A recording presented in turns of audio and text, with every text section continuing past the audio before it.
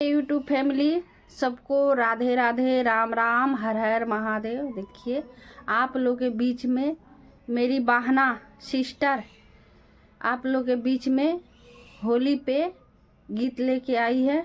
आप लोग ज़रूर सुनिए और गीत के आनंद लीजिए। देखिए बहुत मस्त मेरी बहन गाना गाई है। आप लोग गाना के फुल आवाज़ में ज़रूर सुनिएगा और गाना के आनंद लीजिएगा। हर हर महादेव।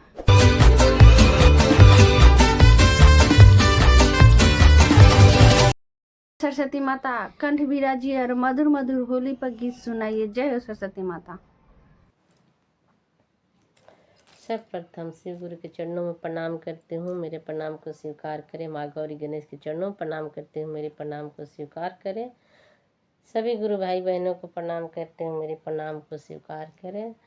यूट्यूब फैमिली को भी प्रणाम करती हूँ, मेरे प्रणाम को स्वीकार करें। हर हर महादेव, हर हर महादेव। होली शिव चर्चा गा रही हूँ, आप लोग ध्यान से सुनिएगा। जय हो।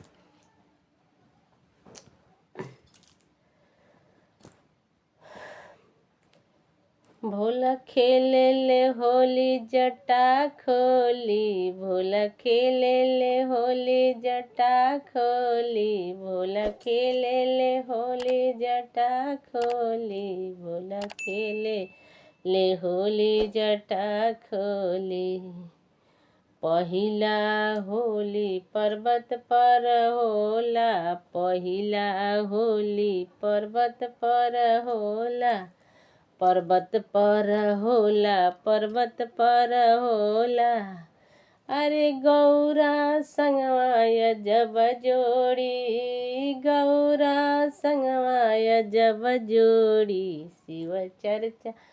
भोला खेले ले होली जटा खोली, भोला खेले ले होली जटा खोली, भोला खेले ले होली जटा खोली। अरे दूसरा होली अयोध्या में होला, दूसरा होली अयोध्या में होला, अयोध्या में होला, अयोध्या में होला। अरे राम सिया के अजब जोड़ी, राम सिया के अजब जोड़ी, शिव भोला खेले ले होली जटा खोली, भोला खेले ले होली जटा खोली, भोला खेले ले होली जटा खोली। तीसरा होली, तीसरा होली वृंदावन में होला, तीसरा होली वृंदावन में होला, वृंदावन में होला, वृंदावन में होला।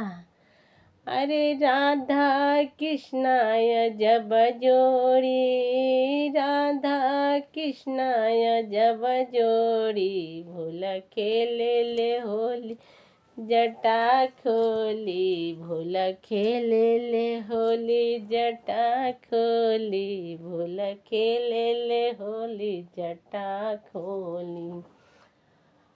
अरे चौथा होली शिव, चौथा होली साहेब भैया खेले, चौथा होली हरेंद्र भैया खेले।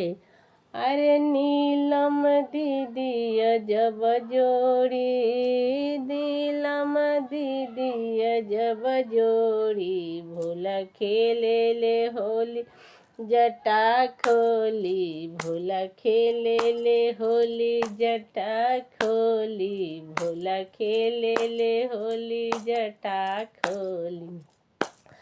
अरे पांचवा होली शिव चर्चा में होला, पांचवा होली शिव चर्चा में हो, चर्चा में होला, शिव चर्चा में होला, चर्चा में होला, शिव चर्चा में होला। गुरु भैया बहिनाय जब जोड़ी, गुरु भैया बहिनाय जब जोड़ी, शिव चर्चा भोला खेले ले होली जटा खोली, भोला खेले ले होली जटा खोली, भोला खेले ले होली जटा खोली, भोला खेले ले होली जटा खोली, भोला खेले ले होली जटा खोली।